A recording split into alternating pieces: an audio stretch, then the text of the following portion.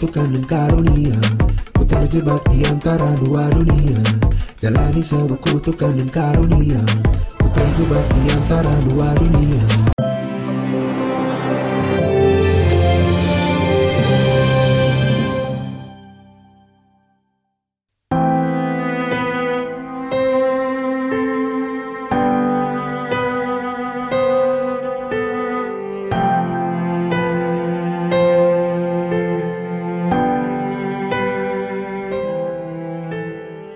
Innalillahi wa inna ilaihi roji'un.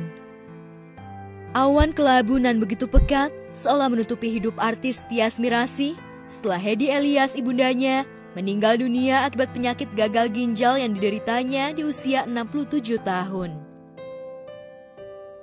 Kabar duka itu diungkapkan Tyas di akun Instagramnya kemarin pagi, beberapa saat setelah tim dokter di sebuah rumah sakit di Cibubur mendiagnosa sudah tidak ada tanda-tanda kehidupan di tubuh ibundanya. Innalillahi wa inna ilaihi roji'un. Telah berpulang ke rahmatullah dengan tenang, orang tua kami, Ibu Hedi Elias binti Alex Elias pada hari ini, Rabu 24 Mei 2023, pukul 5:27 waktu Indonesia Barat. Kalimat itu menjelaskan keterangan foto Tyas yang tengah merangkul ibundanya semasa sehat. Mungkin teman-teman lihat postingan aku di Instagram, Mama masuk lagi, itu harusnya besoknya aku syuting. Ya, alhamdulillah ya seperti biasa aku yang pernah aku obrolin production house tempat aku sekarang jadi host di situ, mereka support aku, mereka ngasih yaudah nggak apa-apa. Dan yang benar mungkin kalau misalnya aku sampai kemarin nanti kerja, mungkin aku bakal nyesel. Aku tetap mantingin kerja. Kayak begitu pas Mama masuk ICU lagi aku langsung sorry nih gue nggak bisa. Tolong cari backup dulu. Padahal aku sih syuting kemarin. Nggak ada sih apa. Awal kan komunikasi sebenarnya hilang kesadaran ya, cuman ya kacau gitu. Ingatannya masih kuat banget, parah. Jadi mungkin yang dia omongin itu di luar alam bawah sadar ya. Itu mungkin karena dia nggak sadar, yang kita dengar tuh yang kebaikan semua. Dalam unggahannya di Instagram, Tyas memang tidak menyebutkan perjuangan ibundanya yang harus cuci darah seumur hidup sampai akhirnya ngedrop dan dirawat intensif di rumah sakit selama 49 hari. Bahkan ibundanya harus merayakan lebaran di rumah sakit. Tyas yang tengah syuting sinetron stripping harus bolak-balik ke rumah sakit dan lokasi syuting untuk menjaga wanita yang telah melahirkannya ke dunia itu. Aktor Bobby Maulana yang tengah syuting bersama Tyas sempat bertakziah ke rumah duka di kawasan Cibubur, Depok. Sementara sederet selebriti seperti Irfan Hakim, Arie Untung, dan Sony Septian mengucapkan bela sungkawa mereka lewat kolom komentar di Instagram Tyas. Cuci darah sudah selalu, udah beberapa kali ya, aku nggak ngitungin sih, tapi selama 49 hari ya lumayan lah, kayaknya 10 kali kayaknya kalau dia ada. Kayak roller coaster lah, kita tuh 49 hari kemarin tuh benar-benar full roller coaster banget. Dari satu hari bisa kita ngobrol, interaksi, besoknya tiba-tiba tidur aja gitu, nggak ada itu. Tiba begadang 2 malam, tidur 2 hari, tapi nggak bisa diomongin. bisa tidur 2 hari. Bukan cuma di mata aku sih, di mata semua orang yang kenal Mama tuh sosok yang nggak ada satu orang pun yang nggak bilang Mama tuh bukan orang yang baik gitu. Jadi ya memang orang yang sangat care sama orang lain, peduli sama orang lain. Karena itu banget. Bahkan tuh pas mulai sadar aja tuh banyak hal yang kita tuh kayak kok bisa sih Mama ngomongnya gitu. Jadi beliau pas sadar tiba-tiba ingat itu pembantu belum digaji, ntar pada berhenti loh. Transfernya itu Transfer ini tuh, jadi emang kirimin. hidupnya tuh banyak mengurus orang gitu loh. Jadi ternyata kita pikir bakal lupa kan sama itu, ternyata pas mulai sadar beberapa kali tuh gitu. Jadi yang di mention tuh orang-orang tuh kasih si ini, ingat sih itu belum ini, waktu itu pesan ini sama ini. Jadi ya itulah hidupnya benar-benar emang buat orang lain, apalagi terutama keluarganya. Tyas alhamdulillah udah lebih terima ya, udah lebih tenang, jauh lebih tenang itu karena beliau juga kan paling setia, paling lama mendampingi ibunya. Bahkan untuk pekerjaan pun banyak yang di cancel untuk stay di rumah sakit. Di rumah sakit itu ada sekitar sebulan sampai hampir 2 bulan setahu saya. Saya tuh baru tahu almarhumah itu tinggal di sini ya pas saya kerja bareng sama Tias gitu. Tias cerita nyokap kan rumahnya satu komplek sama lu, Bapak. Baru tahu, jadi belum pernah ketemu, belum pernah ngobrol. Begitu ketemu ya udah terbaring di rumah sakit gitu. Udah sakit mamanya Tias, jadi baru ketemu banget tuh waktu di rumah sakit saya jenguk sama hari ini kayak gitu. Udah dalam keadaan jadi jenazah ya.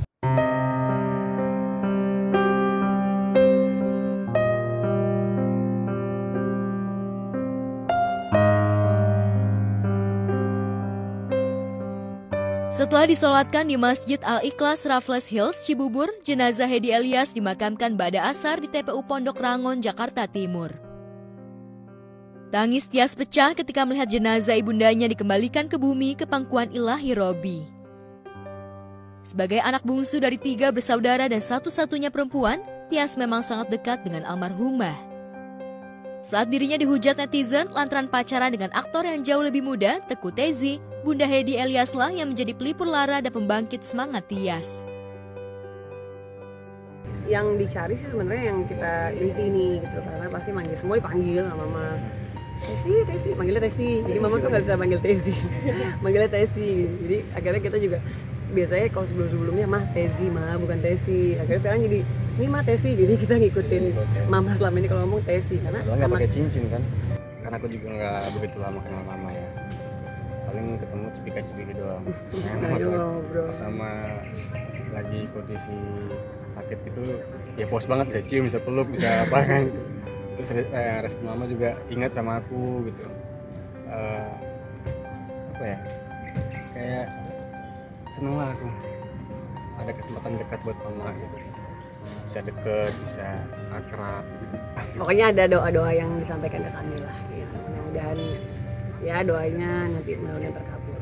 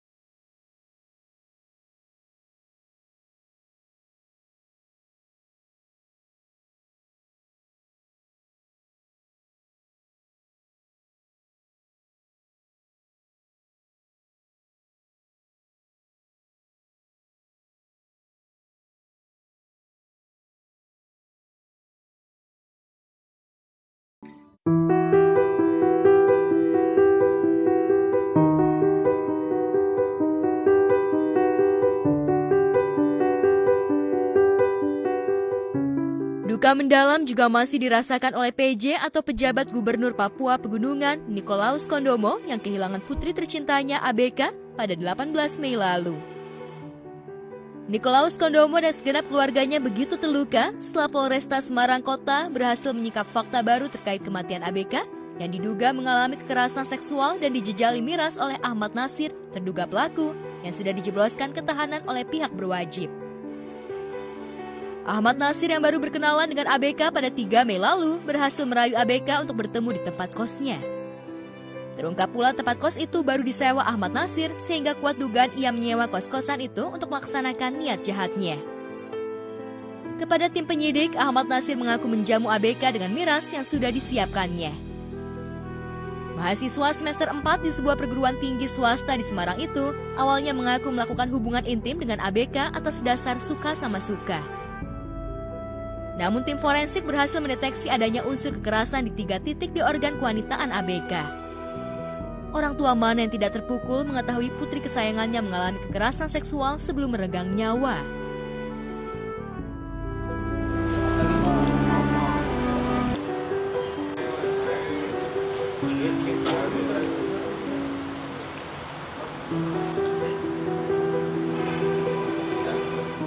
Tersangka sudah bisa kita hadirkan dengan inisial AN, umur 22 tahun. Pekerjaan mahasiswa salah satu perguruan tinggi swasta yang ada di kota Semarang. Yang bersangkutan kenal dengan korban melalui media sosial. Kurang lebih tanggal 3 Mei yang lalu. Berlanjut chatting di Telegram, pindah ke WhatsApp, tukar-tukaran nomor WhatsApp, kemudian janji ketemu, dan oleh korban, oleh tersangka maksud kami, dibawalah ke TKP, ke kos yang disewa oleh pelaku ini yang informasinya baru kurang lebih 2 minggu. Saya mengakui kesalahan saya dan saya minta maaf sebesar-besarnya kepada keluarga besar korban dan juga orang-orang yang bersangkutan, dan saya siap bertanggung jawab atas apa yang saya perbuat. Asmara dia sudah pernah, dia nggak pernah, tapi dia biasa diskusi sama saya.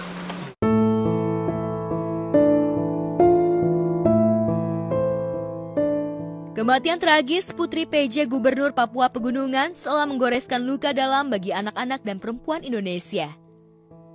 Cita-cita mulia anak ABK kini sudah kandas karena hidupnya berakhir di tangan mahasiswa bejat Ahmad Nasir yang baru pertama kali ditemuinya. 7 saksi di tempat kos pun sudah diperiksa dan semuanya memberatkan pria tinggi besar berkulit hitam itu.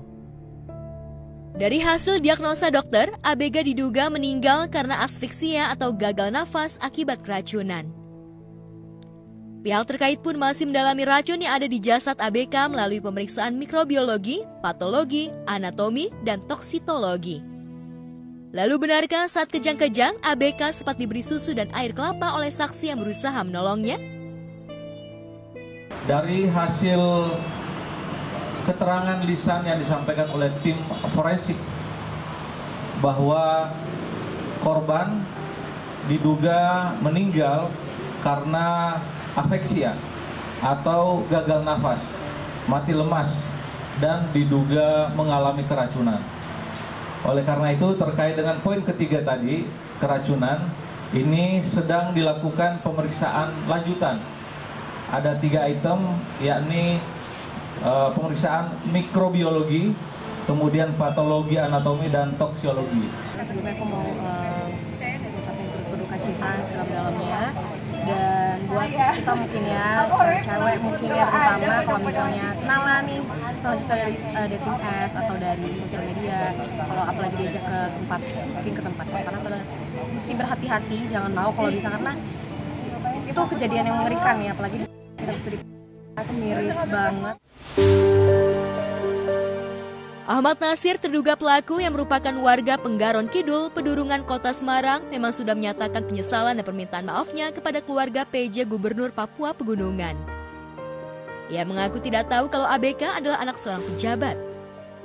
Jika terbukti bersalah melakukan pemerkosaan dan pembunuhan, Ahmad Nasir bisa diganjar hukuman maksimal 15 tahun penjara. Ya, pasal 81 tentang persetubuhan terhadap anak di bawah umur, dan kita juga menerapkan pasal 338 dengan ancaman hukuman paling singkat 5 tahun dan paling lama 15 tahun dengan denda paling banyak 5 miliar. Semoga yang melakukan tindakan kejahatan tersebut dapat hukuman yang setimpal-timpalnya deh.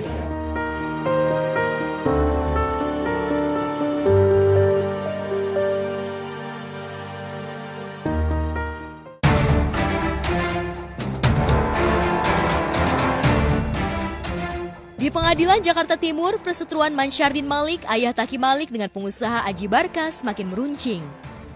Sidang mediasi berujung buntu karena tidak ada kesepakatan di antara mereka. Aji Barka merasa sudah memberikan komisi atas safron yang dijual Mansyardin melalui perusahaan Taki Malik, namun Mansyardin mengaku tidak pernah menerima komisi itu. Itu sebabnya perkara hasil penjualan safron sebesar 700 juta yang berbuah menjadi laporan dugaan penipuan dan penggelapan itu akan dilanjutkan ke persidangan yang akan digelar 7 Juni mendatang. Lalu benarkah Taki Malik sebagai turut tergugat atau tergugat 2 diwajibkan hadir pada sidang 2 pekan mendatang? Hari ini agendanya itu laporan hasil mediasi ya. Mediasi antara penggugat yaitu Pak Mansyardin Malik dengan tergugat Aji Barka. Jadi tadi Pak Hakim menanyakan bagaimana kemarin terkait masalah mediasinya, ya kita nyatakan bahwa mediasi gagal. Ada deadlock, tidak ada titik temu. Dan Hakim menunda untuk agenda jawaban yaitu tanggal 7. Jujur yang kami sayangkan di sini adalah sebagai kuasa hukum dari tergugat, yang kami sayangkan adalah ketidakhadiran turut tergugat dalam hal ini ya, PT yang dipegang oleh saudara Taki Malik itu. Yang kami sayangkan harusnya mereka juga kooperatif agar ketemu titik terangnya sebenarnya. Kasus penipuan dan penggelapan yang awalnya dilaporkan Aji Barka ke Polres Metro Jakarta Selatan pada Oktober 2022 silam berbuah laporan balik dari Mansyardin Malik ke Polres Jakarta Timur. Antara pengusaha asal Banjarmasin itu merasa nama baiknya dicemarkan oleh Aji Barka. Kemitraan bisnis mereka berujung di ranah hukum karena Aji Barka tidak menerima setoran hasil penjualan safron seberat 40 kg yang dijual Mansyardin melalui PT Taki Chan Safron yang dimiliki Taki Malik putranya. Diduga ada aliran dana yang mandek di perusahaan Taki, sehingga Aji Barka maupun Mansyardin Malik sama-sama tidak menerima keuntungan dari hasil penjualan rempah premium asal Timur Tengah itu. Lalu mengapa Mansyardin Malik yang biasanya terbuka kepada awak media mendadak menghindar pasca mediasi gagal? Saya berpikir bahwa sebenarnya turut tergugat ini mengetahui antara penggugat dan tergugat itu seperti apa, perjanjian-perjanjian yang sudah dijalin seperti apa, maupun yang di dalam pokok gugatan itu terkait masalah komisi fee apa, itu pastinya turut tergugat mengetahui. Tapi sayangnya ketidakhadiran atau terkadang tuh tidak kooperatif. Saya dan keluarga sama sekali tidak mengetahui permasalahan yang menyangkut ayah saya. Bapak dan anak tuh harmonis saja, tidak ada benturan, karena ini kita kan mau nagih ini kepada Aji Barka. Karena dia tidak bayar-bayar, karena benda pembayarannya ini terhadap keuangannya ada di Taki Malik. Konsekuensinya, kalau apabila ini selesai, maka turut tergugat itu harus membayar kepada Mansyardin Malik melalui terhadap Taki Malik yang ditandatangani oleh Aji Barka kepada si Mansyardin Malik.